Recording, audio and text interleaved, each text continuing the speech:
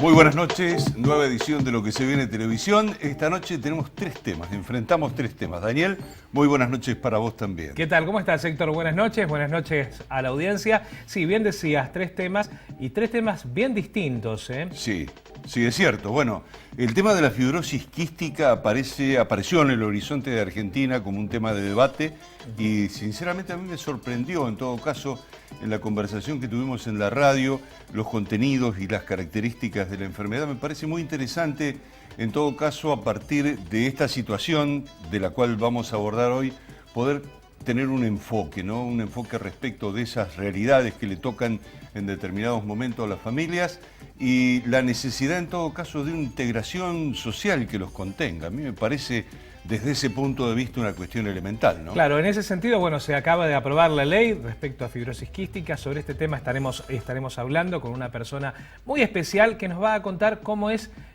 tener a alguien en la familia con esta enfermedad. Y nos pareció sumamente importante. ¿En qué sentido lo digo?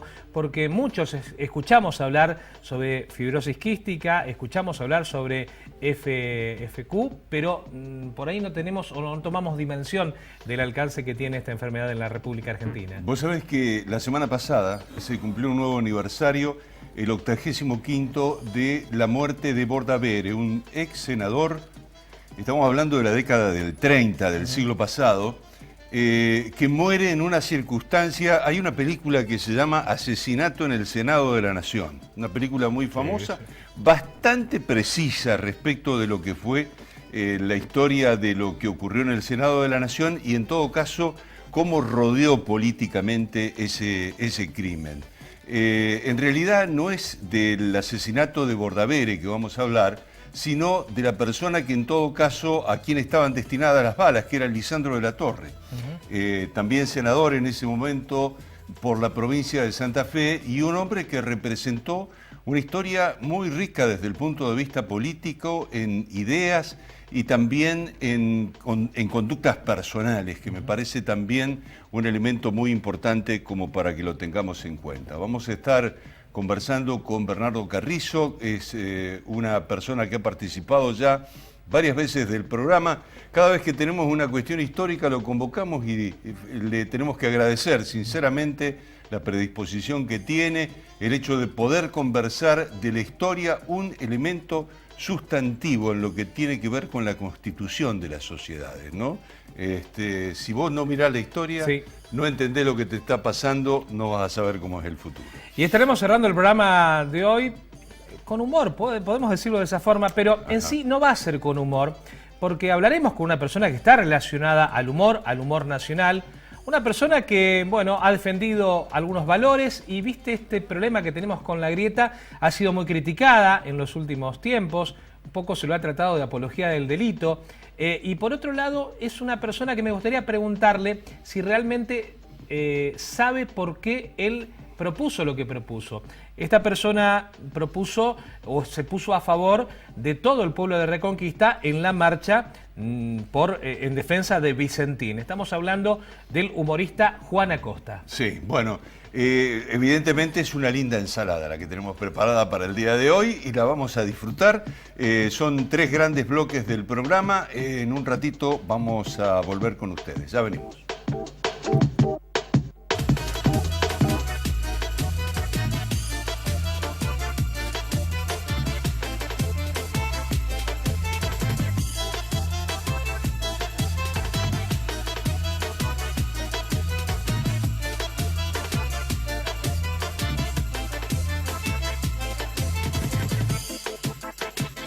En Red Mutual descubrí un mundo de beneficios. Ayudas económicas hasta 250.000 pesos. Subsidios, seguros, 50% de descuento en farmacias. Financiación total en turismo. Ahorro en comercios y mucho más. Llámanos y asociate al 0800 444 1515. Búscanos en Facebook o ingresá a nuestra web www.redmutual.com.ar. Red Mutual, la mejor red de servicios. El Consejo Profesional de Ciencias Económicas tiene a disposición un servicio que permite verificar la habilitación para el ejercicio profesional. Consulte ingresando a www.cpn.org.ar. Consejo Profesional de Ciencias Económicas, en defensa del ejercicio legal de la profesión. Jerárquicos Salud. Asociate llamando al 0800-555-4844. Ingresá a nuestro sitio web jerárquicos.com o descarga nuestra aplicación Jerárquicos Móvil. Jerárquicos Salud. Más de 20 años brindando servicios de salud. Guastavino e Invert atiende el mercado santo tomecino y zona de influencia. Avenida 7 de marzo 1563. Guastavino e Invert, líder inmobiliario en la región.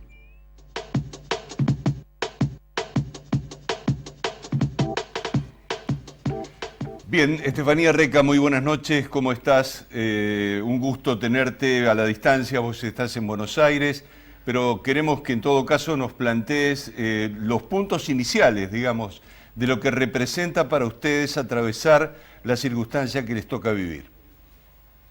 Hola, buenas noches a los dos.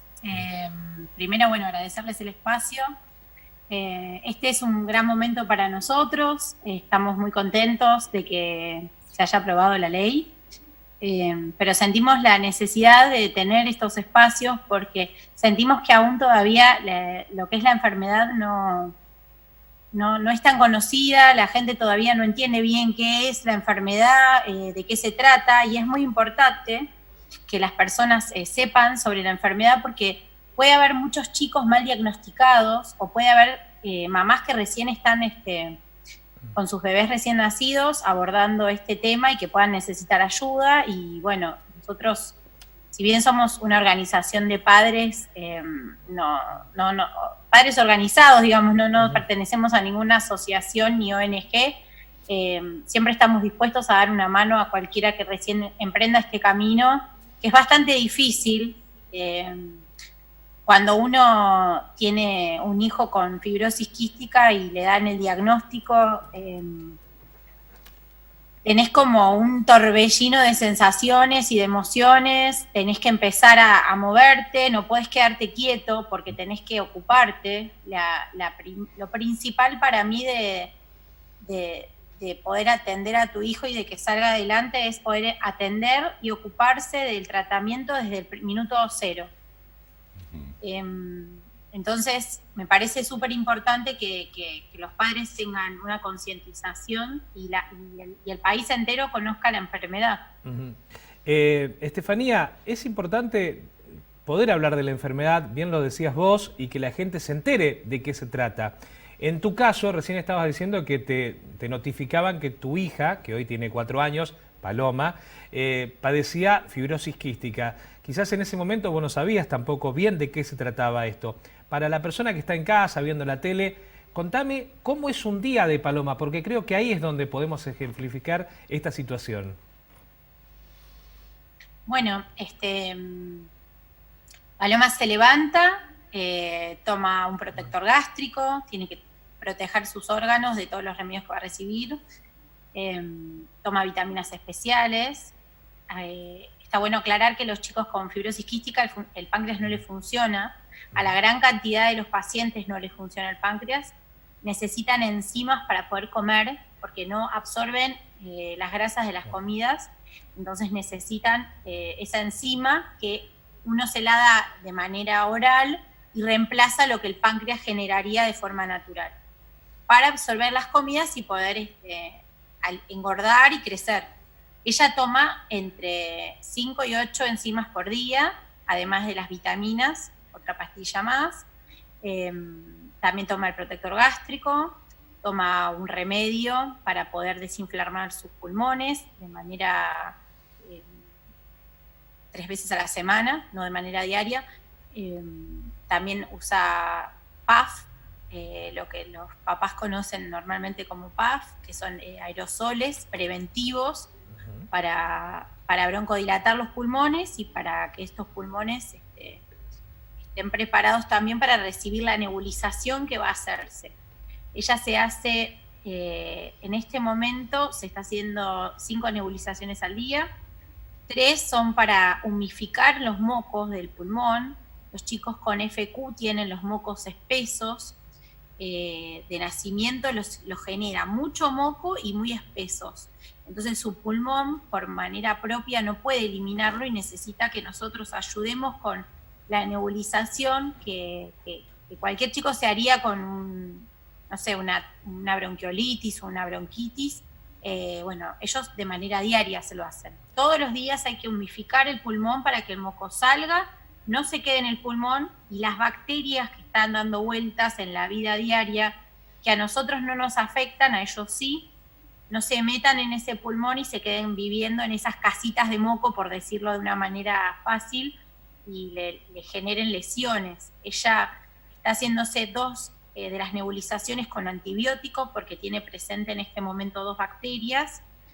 Tal vez si la ven no se dan cuenta del estado de ella porque en peso está bien, por suerte. Además toma un modulador que es una medicación nueva de Estados Unidos, que lo que hace es frenar el deterioro. Ella lo empezó a tomar hace 1 año y fue cuando fue aprobado para el uso en todos los niños de menos de Estefanía, 6 años. Sí. Esto es todos los días, y todos los días de su vida va a tener que hacer este tratamiento. Tal cual, eso es importante decirlo. La fibrosis quística es degenerativa, progresiva y mortal, o sea, avanza día por día hasta que se muera. Entonces lo que nosotros tenemos que hacer es frenar ese deterioro y hacer todos los días este tratamiento, lunes a lunes. No hay descanso, no hay vacaciones, no hay nada, hay que hacerlo o hacerlo. Bien. Así ellos se crían sabiendo eso. Estefanía, ¿y cómo es la relación social que vos tenés con tu hija? Bueno, en este momento está bastante difícil con la cuarentena, pero nosotros tratamos los papás de darle la vida más normal que uno puede, pero la verdad es que hay momentos del año, por ejemplo en invierno o cuando están con infecciones pulmonares, que ellos a cumpleaños no pueden asistir, o a lugares públicos donde haya mucha gente porque están en propenso de agarrarse cualquier bicho, las defensas las tienen bajas, entonces hay que cuidarlos mucho. En transporte público es recomendable usar tapaboca como se usa ahora, nosotros desde que nacen se lo ponemos, y en los sistemas sanitarios también, si vamos a un laboratorio o a un hospital tenemos que ponerle el tapaboca porque corren riesgo de agarrarse cualquier cosa, entonces ellos viven en cuarentenados, digamos. Lo que todos estamos viviendo ahora, ellos lo viven siempre. Una pregunta que es dura, pero es necesaria hacerla porque tiene que ver también con esta ley que se aprueba. ¿Cuál es la expectativa de vida de un chico que padece esto? Bueno, en este país la expectativa de vida son 20 años. Entonces nosotros peleamos por esta ley porque si un chico con fibrosis quística tiene un tratamiento preventivo desde el nacimiento, tiene expectativas de vida de llegar a la adultez. En otros países del mundo, los pacientes llegan a la adultez y de hecho muchos a ser abuelos. Pueden estudiar, tener una familia, y nosotros tenemos todas las herramientas en este país, pero no tenemos las posibilidades, porque, por ejemplo, esta medicación que yo te decía que toma mi hija, que es un modulador nuevo, en este país hay un laboratorio nacional que lo está fabricando de la manera igual, y tiene un excelente resultado en los pacientes que lo usan, y hay muchos chicos que no lo reciben, porque la obra social no se los da. Entonces es importante que esta ley salga, que se reglamente y que las obras sociales se adhieran, y sobre todo el máximo problema de este país que sufren muchos de los pacientes del interior es los pacientes que tienen incluir salud. El resto de las obras sociales en general está bastante bien. Tenemos que meter a veces un recurso de amparo o presionar un poco, pero responden.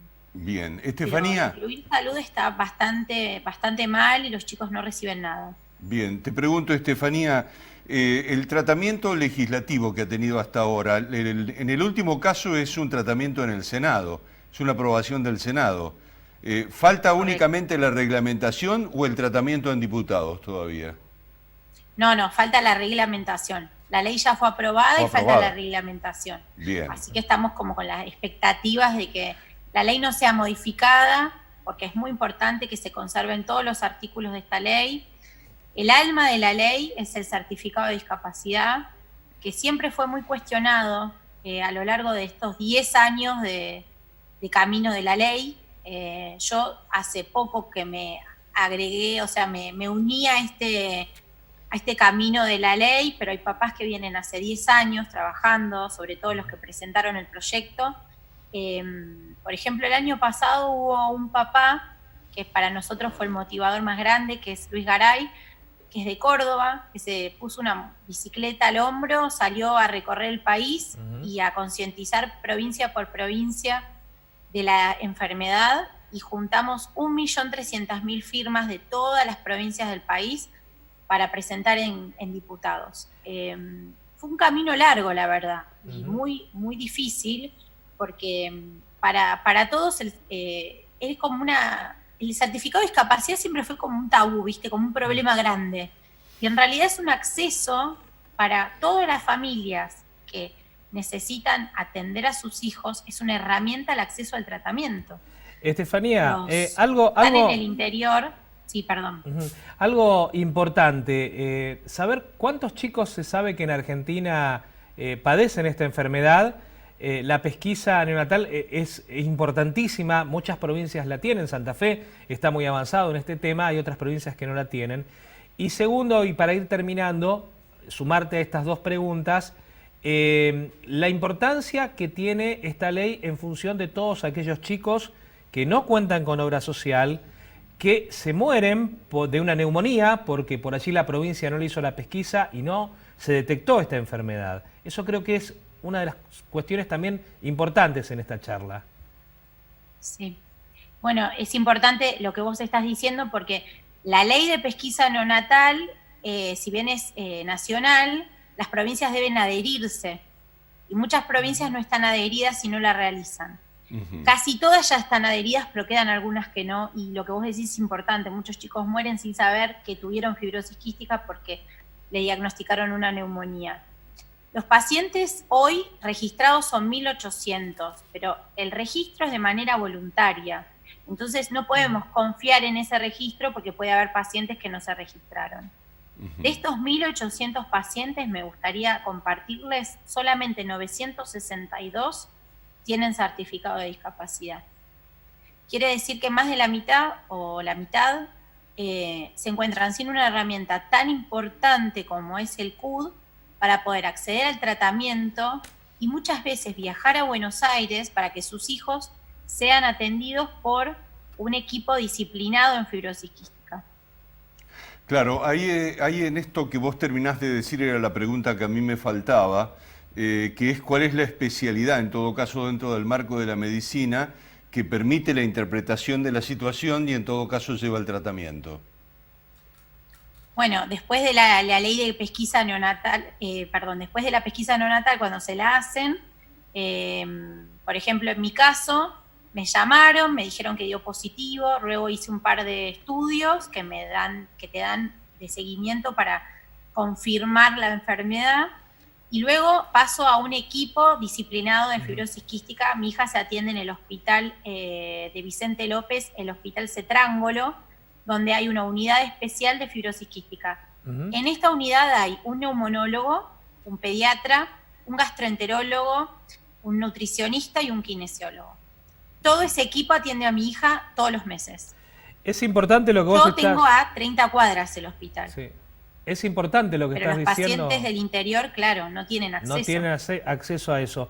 Para aquellas personas que están mirando la tele, y ya para ir despidiéndote, que quieran tener más información sobre esto, ¿cómo pueden acercarse a ustedes, a este grupo de padres?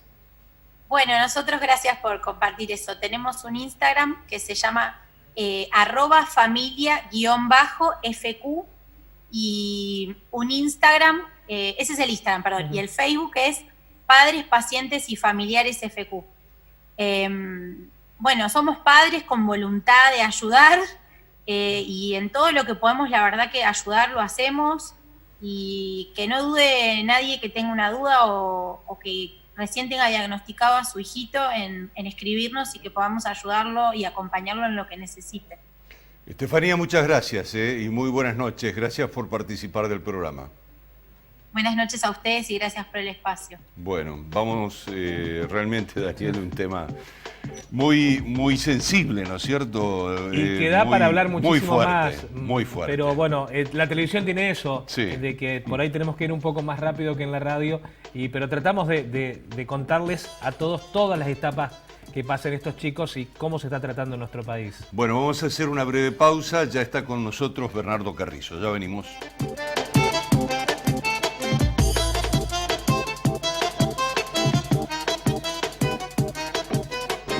El Consejo Profesional de Ciencias Económicas tiene a disposición un servicio que permite verificar la habilitación para el ejercicio profesional. Consulte ingresando a www.cpn.org.ar. Consejo Profesional de Ciencias Económicas, en defensa del ejercicio legal de la profesión. Jerárquicos Salud. Asociate llamando al 0800-555-4844. Ingresá a nuestro sitio web jerárquicos.com o descarga nuestra aplicación Jerárquicos Móvil. Jerárquicos Salud. Más de 20 años brindando servicios de salud. La democracia se construye desde el diálogo y la participación. Cámara de Diputados de la provincia de Santa Fe. Somos la empresa inmobiliaria con más experiencia. Seguimos haciendo realidad sus más preciados proyectos. Guastavino e Invert, su inmobiliaria de confianza en Santa Fe y Santo Tomé. En el Mercado Norte encontrás más de 170 variedades de quesos, fiambres y delicatessen. Almacén de Quesos es un lugar único. Almacén de Quesos, puestos 20 y 21 del Mercado Norte, Urquiza y Santiago del Estero.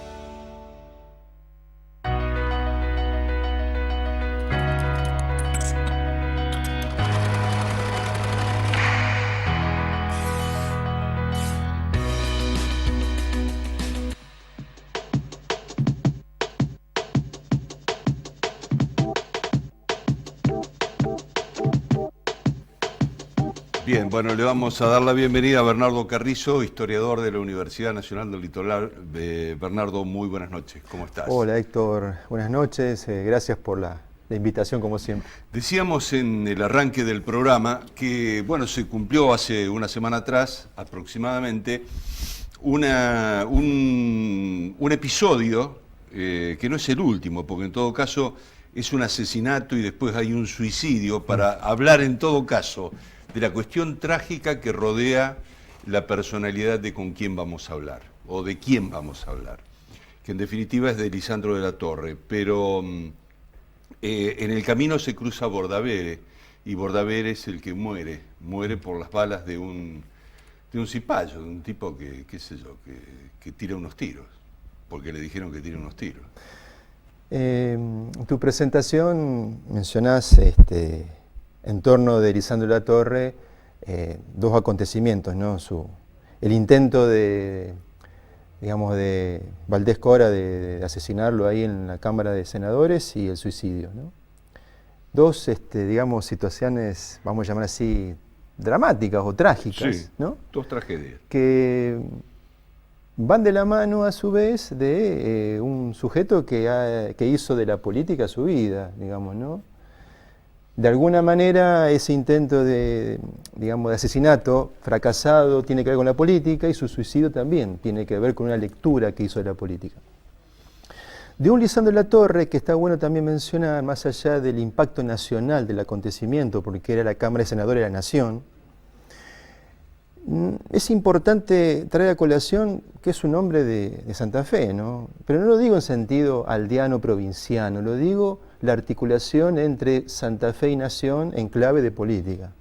La presencia de Lisandro de la Torre en el ámbito nacional no debe ensombrecer la construcción política que hizo acá en Santa Fe, marcando a su vez de esa construcción esa tensión histórica en esta provincia que es el vínculo entre el norte y el sur, porque Lisandro de la Torre era un hombre del sur, con cabeza de playa políticamente hablando en la ciudad de Rosario, gran constructor de un andamiaje político muy significativo como fue la Liga del Sur en 1908, base a su vez de lo que fue el PDP, partido que sigue existiendo en la provincia y que es un partido parlamentario, ¿no? Entonces, en ese sentido, creo que la presencia de Lisandro de la Torre es un gran ejemplo de cómo nos permite a nosotros los acontecimientos nacionales quedar a veces atrapados por esa dimensión nacional, perdiendo la dimensión provincial del sujeto, que es un poco lo que es significativo con Lisandro, ¿no? Un militante del liberalismo. Claro, ¿no? Ahí yo diría, en todo caso, me parece muy interesante la relación que vos hacés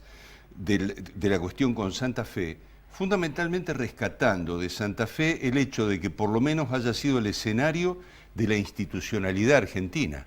Porque no es casualidad eso, digamos, en todo caso. Poder vincular el hecho de que Santa Fe, en este caso la ciudad, bueno, puntualmente, ha sido la cuna de la Constitución Nacional, pero digo, uno tampoco puede decir el rosarino, porque en definitiva es un santafesino. Es decir, tenemos que empezar a pensar en todo caso en la globalidad de Santa Fe, en encontrarnos desde ese punto de vista, más allá de la diferencia que puede representar haber estado en el sur de la provincia. Y creo que su trayectoria política reafirma lo que históricamente Santa Fe representó desde el punto de vista de la institucionalidad de la Argentina. Eso me parece valorable. Ahí tomo algo que mencionás y esta cuestión del vínculo de los actores políticos, como el caso de Lisandro de la Torre, y esta tradición que fue construyendo Santa Fe de ser el escenario, digamos, de las reuniones convencionales constituyentes. Y no me parece menor el dato, ¿sabés por qué? Porque precisamente esos años 30, que son los años del intento de asesinato que mencionamos al principio y el suicidio de Lisandro de la Torre al final de la década del 39, o casualidad en esos mismos años 30 en Santa Fe se da una experiencia de gobierno muy particular, muy vinculado a Lisandro de la Torre, como fue el gobierno del PDP en la década del 30, del 32 al 35, con el gobierno de Luciano Molinas. Un gobierno que es intervenido por la intervención federal, intervención nacional en consecuencia, muy de la mano, como una especie de cobrada de cuentas de lo que estaba pasando a nivel nacional con Lisandro de la Torre. ¿Por qué menciono esto? Porque la experiencia del PDP en el gobierno va a terminar siendo una excepción en la historia santafesina. Digo, no logrará el PDP luego acceder al gobierno de la provincia solo en aquella ocasión, pero diría que esa ocasión fue también relevante porque el PDP lleva a la práctica una constitución sancionada en el 21, pero derogada por el propio gobernador del momento, Enrique Mosca, y que el gobierno de Luciano Molinas trae a colación y la aplica durante su gobierno de casi 3 años. Claro, una constitución que no es cualquiera. No, precisamente ahí está su, vamos a llamar así, su elemento relevante, porque es una constitución liberal. Y Santa Fe, con la reforma del 21, lleva a cambio, o lleva, digamos, a la práctica un conjunto de innovaciones ideológicas en la reforma que solamente se van a ver después en el gobierno de la década del 30. Y es ahí interesante porque es el momento donde el liberalismo, en clave política, tiene su oportunidad gubernamental. El intento de descentralización de la educación, descentralización de la salud, los espacios comunales como espacios de participación política que vienen de la vieja idea de la Liga del Sur con Lisandro de la Torre. Es decir, hay un entramado que une principios del siglo, de década del 20 y los años 30. Y ese sujeto que une, en términos de nombre y apellido, es Lisandro de la Torre. Claro, hay otra cuestión, digamos. En todo caso, Lisandro de la Torre y el PDP llegan a esa instancia después de haber recorrido un camino en común con la Unión Cívica Radical. Sí. Entonces, me parece, digamos, que ese vínculo que tiene Lisandro de la Torre con el radicalismo también lo hace pensar respecto de un rol que debería haber cumplido el radicalismo, que lo desencanta y en todo caso lo pone en una vereda no digo de una vereda de enfrente, pero sí por lo menos en el sentido de discutir métodos, procedimientos que el radicalismo tuvo como en todo caso puntos en contra en esa etapa de la vida política argentina, donde tuvo muchos a favor, pero también algunos otros que en todo caso en el pensamiento liberal político, y yo quiero hacer un punto acá, que no se trata del liberal económico, sino que estamos hablando de un liberal político, que es muy distinto. Porque acá hablamos generalmente, cuando hablamos de liberales, decimos están vinculados a la economía. No estamos hablando de eso. Estamos hablando de un liberal de la política, cosa que hoy es un bicho raro, digamos, en la realidad política argentina. Mirá, primero voy a lo primero que habías mencionado en relación al radicalismo. La juventud política de Irigoyen, de Lisandro de la Torre, tiene mucho que ver con Irigoyen, ¿no? Ambos ahí en el radicalismo de los años 90, que en Santa Fe, está bueno decirlo, llevó a cabo sus revoluciones en el 93, en 1905, dos en el 93, que tienen a Lisandro de la Torre como un protagonista, y viendo el cariz que va tomando la organización radical a nivel nacional y su discusión respecto de Irigoyen, de cómo enfocaba el partido, hace que precisamente Lisandro de la Torre busque otro camino, otra construcción política. Es un gran constructor, Lisandro de la Torre, por eso la Liga del Sur, pero está bueno mencionar esta idea de radicalismo, porque precisamente el radicalismo y el PDP se van a ir encontrando y desencontrando en esa historia política a nivel nacional y a nivel provincial, que bueno, que mirando un poquito para atrás, de acá para atrás, también los vamos a encontrar. Y me parece que es significativo esto porque también tiene que ver con los liderazgos, ¿no? Lisandro de la Torre es un gran líder político que quizás por no haber alcanzado las grandes jerarquías gubernamentales, digo, la presidencia de la Nación, por ejemplo, parecería que es de rango menor. Yo diría que no, que es un gran constructor político. Y lo otro que menciona es esta cuestión del liberalismo económico, liberalismo político. La famosa expresión, bueno, llegan los liberales o la hora de los liberales en la Argentina siempre ha tenido una vinculación, sobre todo en la Argentina contemporánea, mucho de las acciones autoritarias, ¿no? Y de los gobiernos que, si bien no tuvieron una base autoritaria, tuvieron una base electoral, pero siempre se ha leído en clave del liberalismo en cuestión económica. Yo creo que la Argentina se merece una discusión aún respecto de la viabilidad de un liberalismo político, en sentido de la discusión política, ¿no? Y que parecería que hay que siempre aclarar qué se está diciendo, qué tipo de liberalismo es, con qué nos embanderamos. Yo digo que el liberalismo en sentido de un gran corpus de ideas con las cuales muchos hombres de la primera mitad del siglo XX, trabajaron en sentido de, bueno, cómo se construye ciudadanía, cómo es el fenómeno de representación, cómo se construyen los partidos políticos, cómo es la puja y la competencia por el poder. Creo que la Argentina ha hecho un sinónimo, ¿no?, entre un rango de signo negativo del liberalismo y la idea del liberalismo como negativa, ¿no? Claro, bueno, pero por otro lado, convengamos en que un liberalismo entraría en términos competitivos con el radicalismo por un lado, por el peronismo después, en todo caso.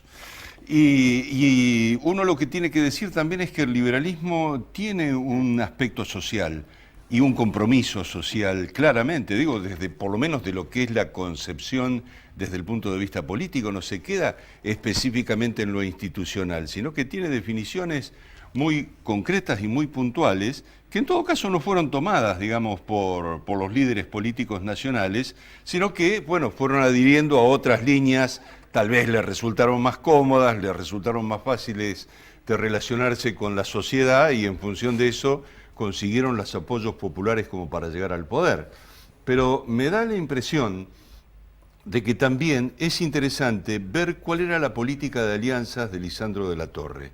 Cuál era, en todo caso, hasta qué límites una persona que era una persona tal vez del centro político era capaz de relacionarse con los sectores de la izquierda o los sectores de la derecha, elegirlos como su representante, cosa que tampoco cerraba dentro de la realidad, pero le permitió a Lisandro de la Torre ser un referente, enfrentarlo en un determinado momento a Irigoyen, enfrentarlo a Alvear también desde el punto de vista electoral. En tu comentario 2 o 3 veces se evidenciaba ese juego, ¿no es cierto?, de posiciones y de negociaciones y de comodidades e incomodidades, y eso es típico de la política, digamos, los hombres que hacen la política y que hacen de la cosa pública su territorio, están permanentemente caminando hacia un equilibrio casi siempre inestable, con quién se negocia y con quién se articula. Y creo que eso no solamente es constitutivo de la política, sino que precisamente los expone a ellos como hombres que están permanentemente en la elaboración y la creación. Ahí vos decías en un momento, bueno, con quién negocia, con quién acuerda, con quién de alguna manera orienta sus decisiones. Y me parece que ahí hay tres grandes niveles para mí, ¿no? Por un lado, cómo construir algo que sea más allá de un partido, es decir, coaliciones gubernamentales. Por otro lado, cómo articular esas coaliciones con las grandes ideas. Y tercero, cómo las coaliciones, las grandes ideas, luego sufren al momento de la gobernabilidad. Y cuando llevamos al momento de la gobernabilidad es donde ahí las ideas entran en su más amplia licuadora. Es decir, hasta dónde yo puedo que las ideas que quizás acunan las coaliciones, cuando llega el momento gubernamental deben tensionarse con el día a día. La famosa relación entre la legitimidad de origen, quien nos votó, la legitimidad de gobierno, es decir, cómo ejecutamos el día a día. En el caso de Lisandro de la Torre, yo creo que es muy interesante en todo caso también plantear que él, en una de sus ideas fuerzas tal vez más importantes, reivindicaba el municipalismo, para llamarlo de alguna manera, el hecho, la importancia que tiene la municipalidad como forma de organización primaria del Estado, ¿no? Y su vínculo con la sociedad. Eso por un lado. Y por el otro lado, el haber tenido una postura nacional, una postura vinculada a la soberanía, vinculada al hecho de discutir en todo caso qué rol tenían las grandes empresas inglesas en la Argentina, qué perjuicios estaban generando y su decisión de enfrentarlo. Yo creo que desde ese punto de vista también ponen en un color, en un blanco sobre negro, quién era Lisandro de la Torre, ¿no? Fíjate los extremos, ¿no? Los pequeños espacios y los intereses multinacionales, ¿no? Los pequeños espacios, casi una especie de culto a la polis, ¿no? El espacio pequeño donde los hombres podían tener la palabra y los grandes intereses multinacionales. En esas dimensiones se mueve el pensamiento, ¿no?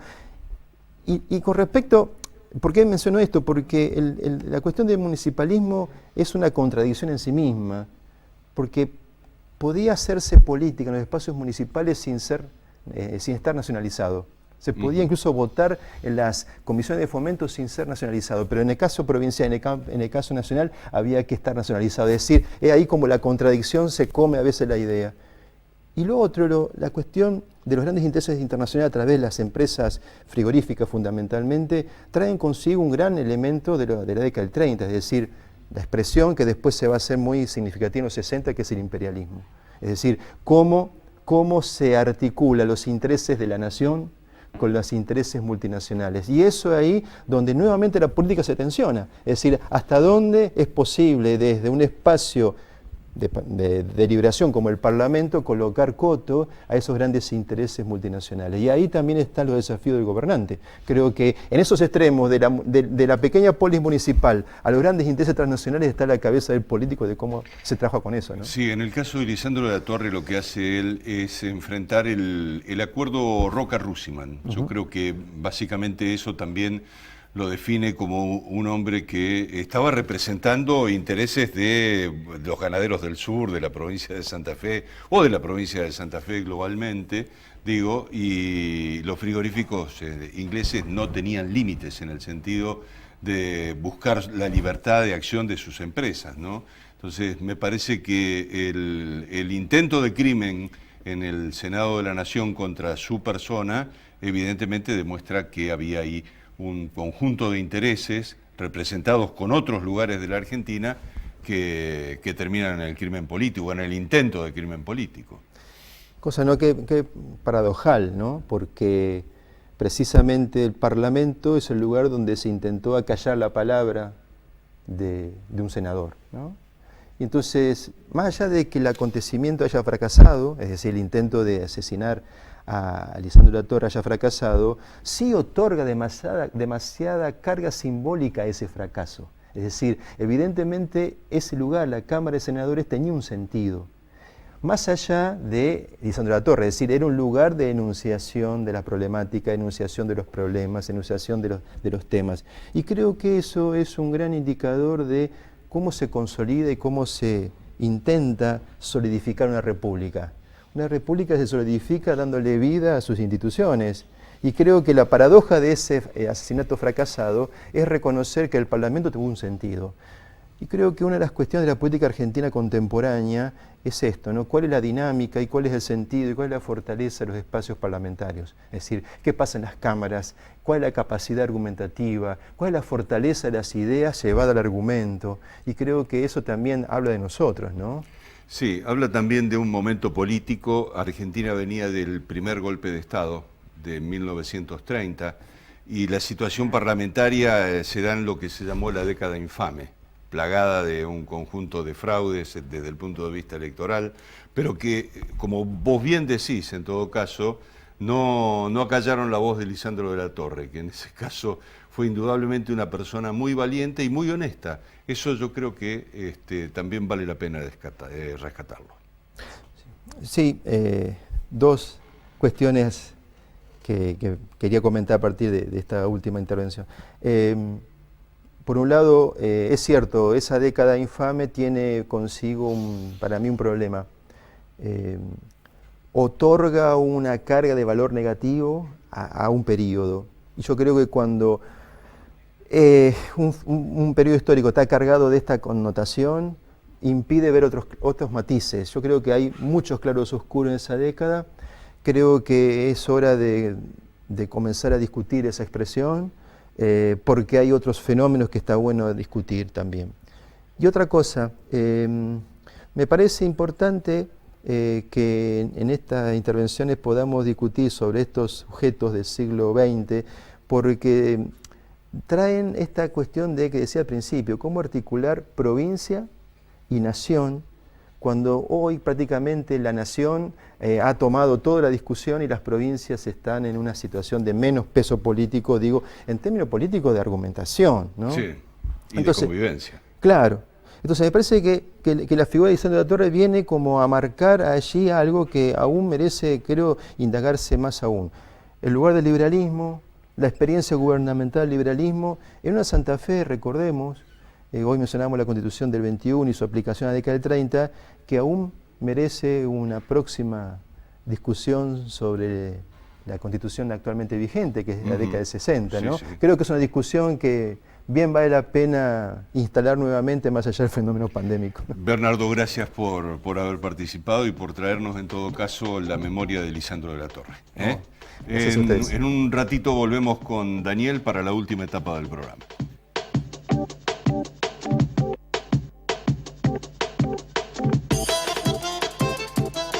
Somos la empresa inmobiliaria con más experiencia. Seguimos haciendo realidad sus más preciados proyectos. Guastavino e Invert, su inmobiliaria de confianza en Santa Fe y Santo Tomé.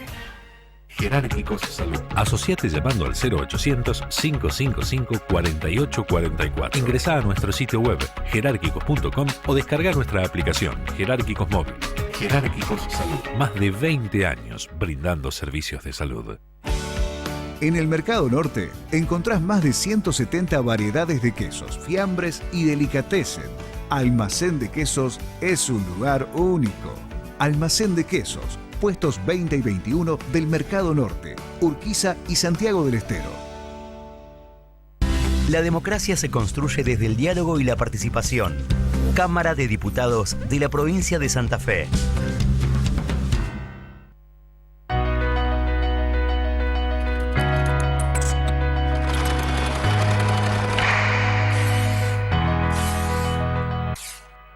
Guastavino e Invert atiende con más eficiencia el norte de la ciudad y zona de influencia. Guastavino e Invert, presencia territorial en Aristóbulo del Valle al 5700.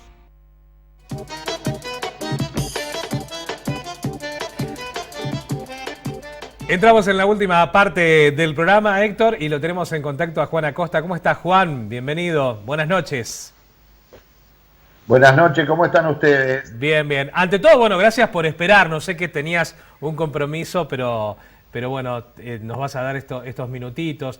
Vos sabés que charlábamos en la semana en Radio Rivadavia, en el programa que hacemos a la mañana, y bueno, yo me acuerdo que empecé la charla diciéndote, vamos a distendernos un poco y demás, y vos me dijiste algo así como, me llamaste a mí para distender. Esa era un poco la idea. Y hay varios temas que quiero charlar con vos, quizás ahora lo podemos hacer.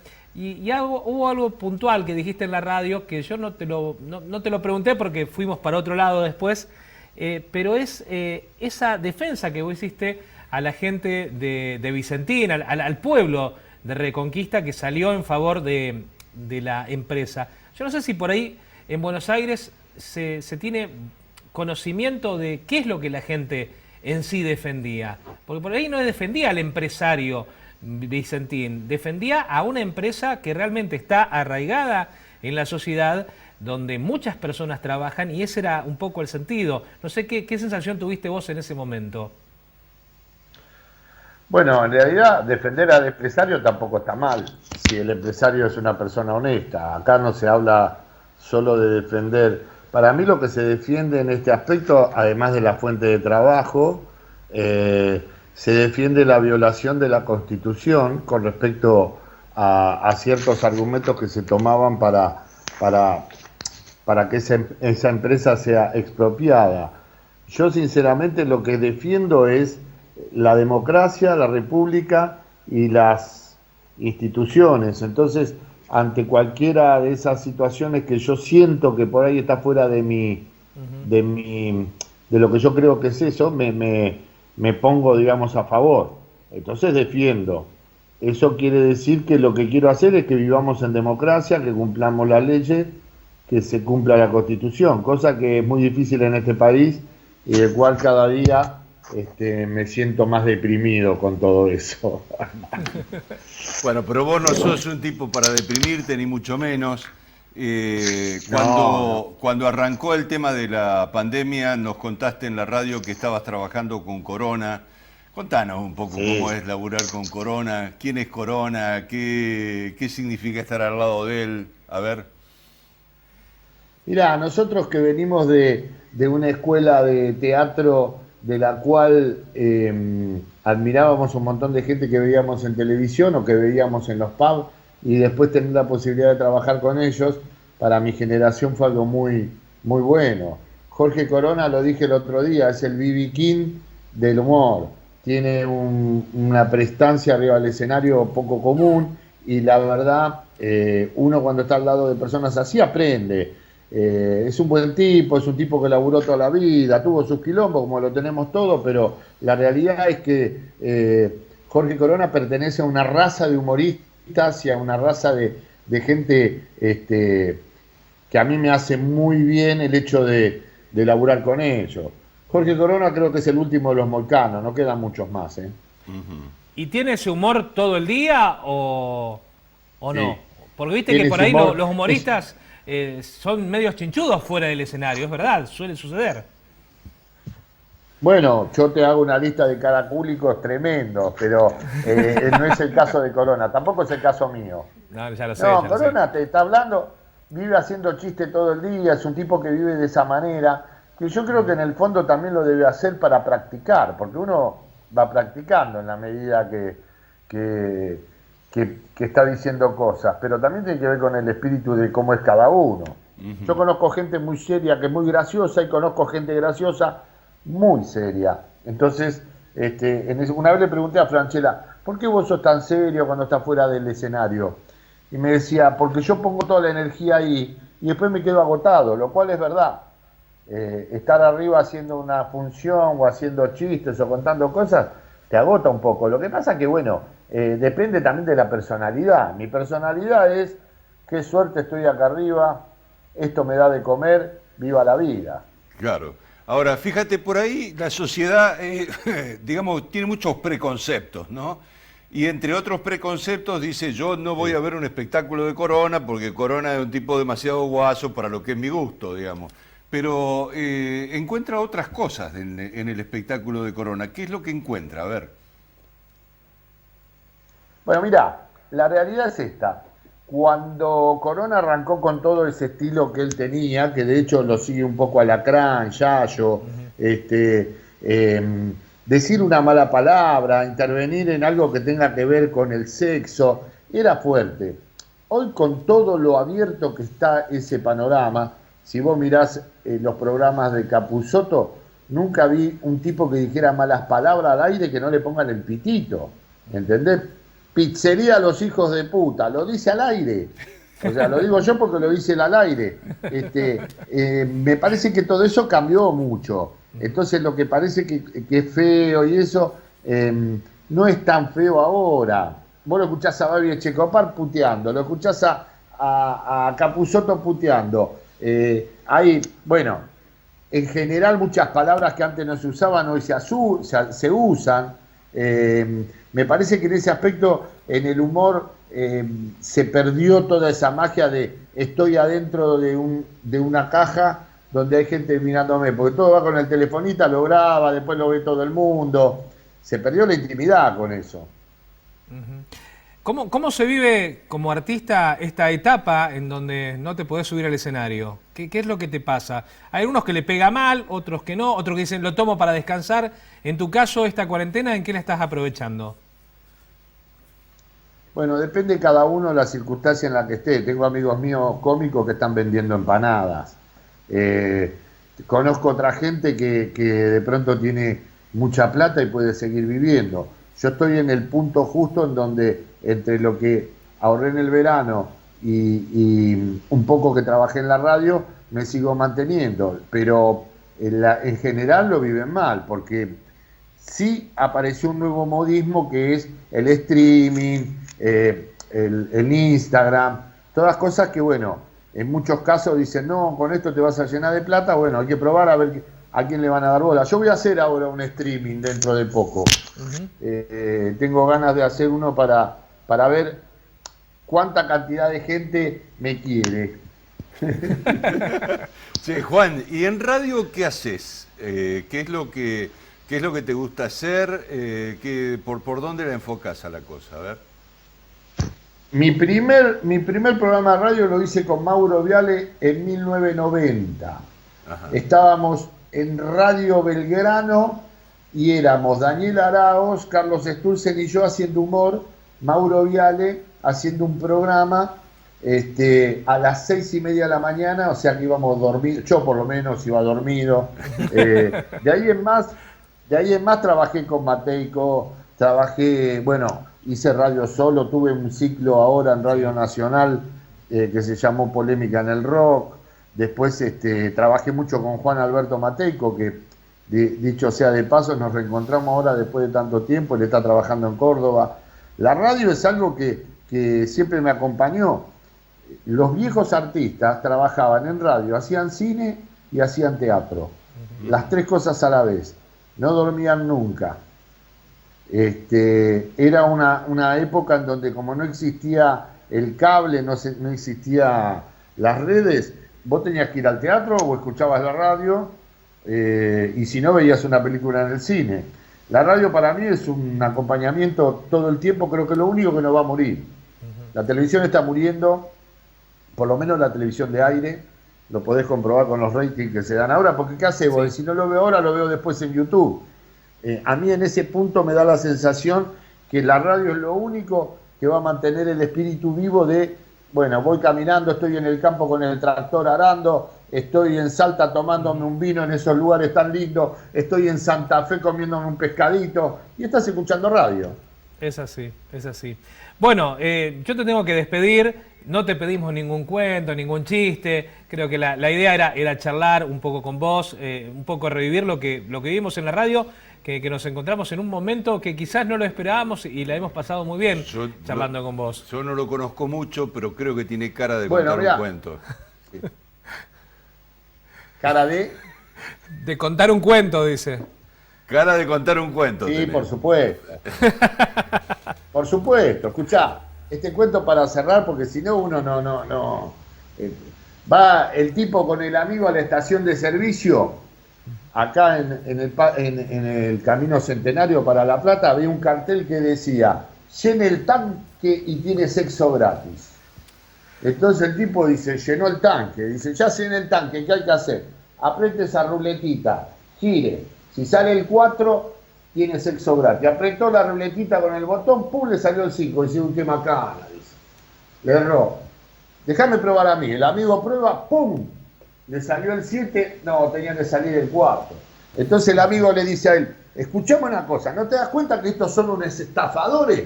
vos apretás y te dice que vas a tener sexo y es mentira. Dice, no, no son estafadores. Ayer vino mi mujer y aceptó. Juan, bueno, abrazo a la distancia, el cariño de siempre de toda la gente de Santa Fe y realmente ha sido nuevamente un gusto charlar con vos. Y te esperamos pronto cuando esto lo pueda venir a comer pescado.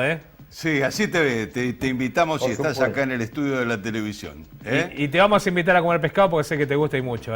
Te mandamos un abrazo. Quiero mandar un saludo a Agustín Guadarrama y a Juanchi Guadarrama, que el otro día me mandaban una foto, me dice, mirá, estamos haciendo unas amarillitas. Yo no sabía qué era. Y después me di cuenta que es como son unos pescaditos fritos. Sí, señor. ¿Dicen amarilla? Sí, señor. Sí. Amarillo. Amarillo. Masculino. Amarillo. Mirá, Sí, te vamos a invitar a comer, ahí va. te vamos a invitar a comer eso, Juan. Abrazo a la distancia. Gracias. Chao. Chao, hasta luego. Abrazo. Chao, Bueno, chao. Danielito, se nos fue el programa. Se nos fue el programa, Sí. Y bueno. Tres temas interesantes. El primero, un tema realmente importante en el sentido de conocer una enfermedad que muchos desconocen. Al nombre lo conocen, pero desconocen la enfermedad. Sí, ni las circunstancias. Ni las circunstancias, es que verdad. son durísimas. Bueno, la historia argentina a través de lo que fue la vida de Lisandro de la Torre y esta última conversación que bueno, yo creo que la gente que estaba del otro lado la merecía. Es así. Bueno. ¿Llegamos al final? Sí, en una semana nos encontramos. Muchas gracias y hasta entonces.